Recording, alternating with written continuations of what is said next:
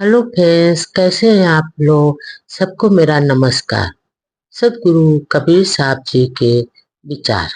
झूठा बनिज कियो झूठे सो, पूंजी सबन मिली हारी। श्रेष्ठ दर्शन मिली पंथ चलायो, तिर देवा अधिकारी।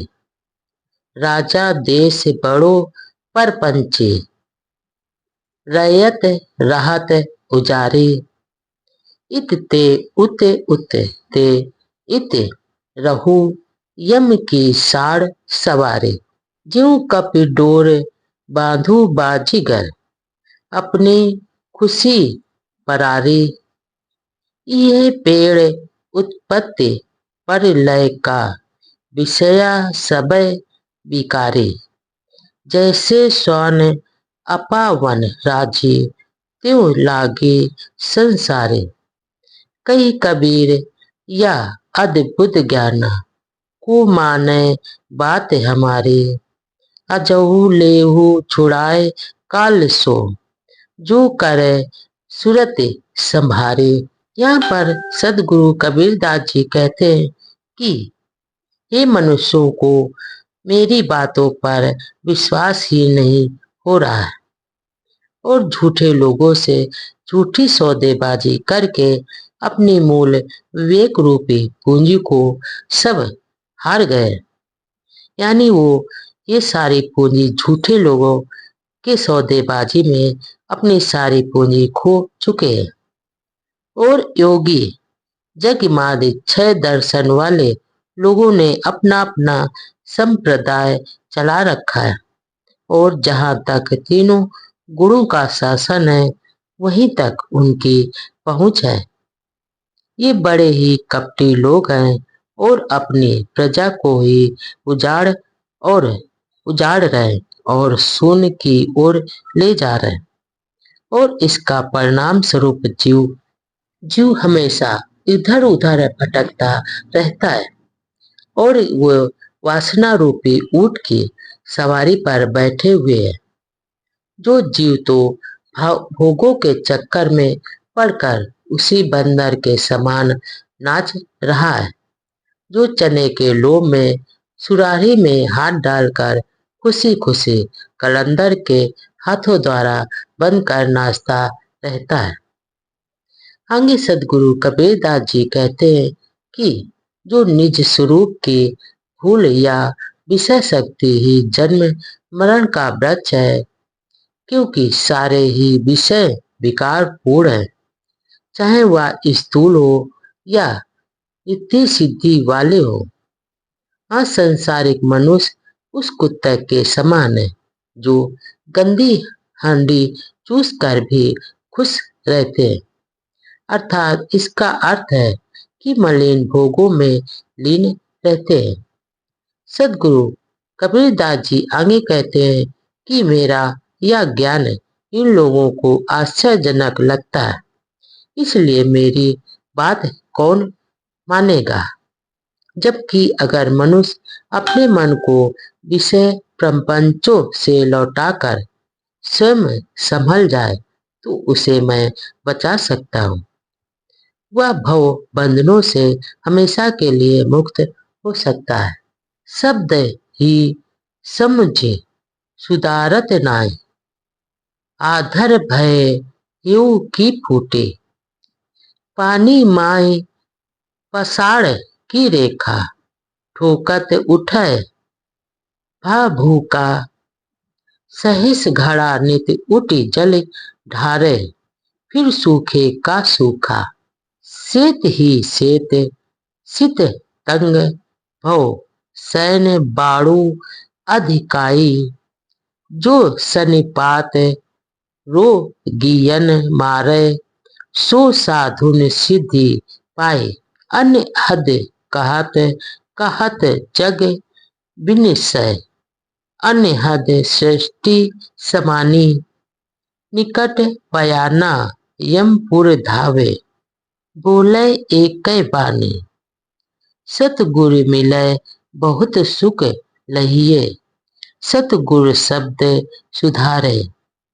कहीं कबीर ते सदा सुखी है, जो यह पद ही विचार है। यहाँ पर सदगुरु कबीरदास जी कहते हैं कि जब तक मनुष्य आत्मचिंतन रूपी हरि भजन नहीं करता है, उसकी गंदी आदतें नहीं छूटती। वह स्वयं निर्णय शब्दों को नहीं समझ पाता, तो सुधार कैसे उसका संभव हो सकता है।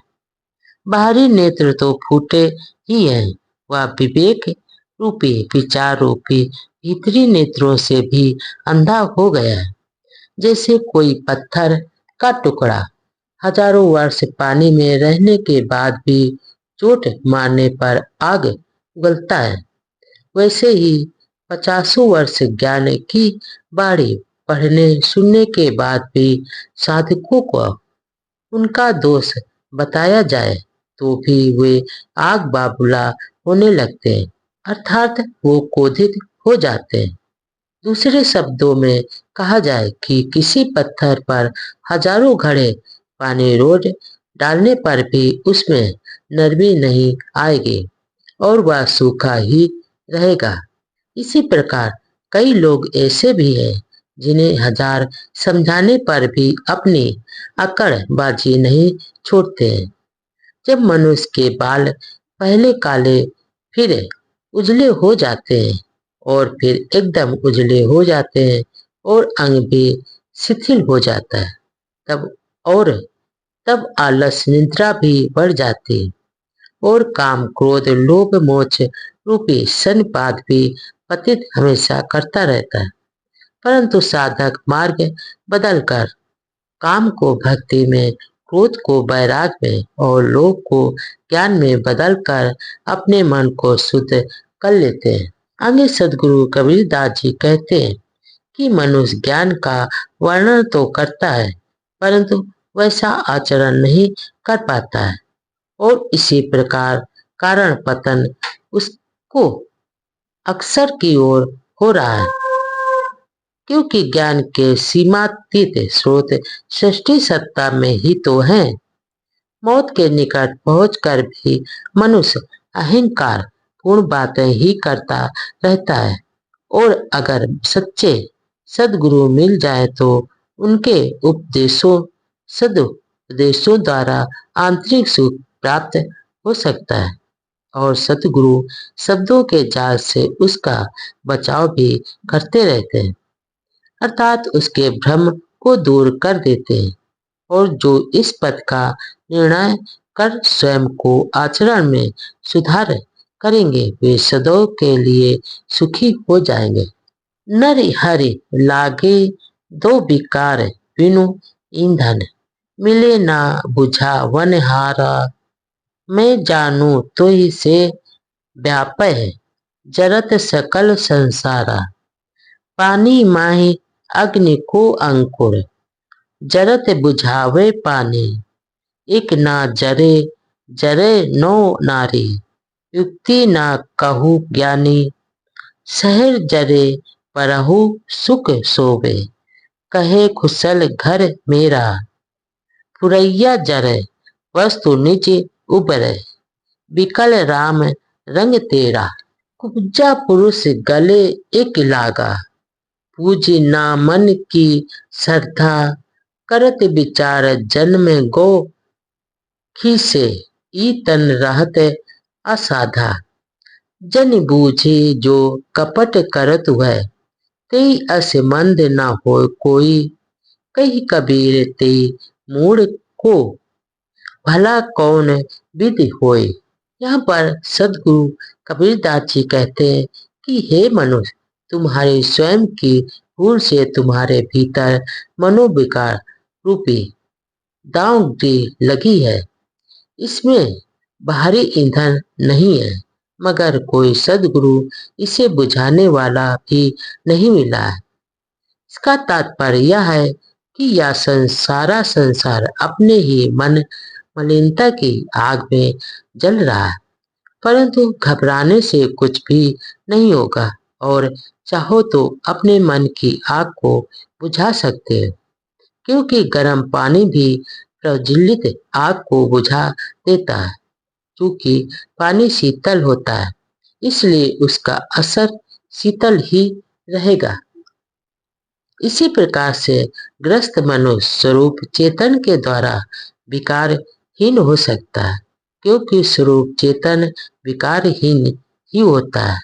अक्षर की बात यह है कि 9 नाड़ियों की या काया जल जाने के बावजूद मनुष्य के मन की वासनाएं नहीं जलती, और अगर वासनाएं ज्ञान गिनी द्वारा जल जाएं, तो जीव का उद्धार हो जाता है। परंतु इस उक्ति का ज्ञान सबको नहीं होता है।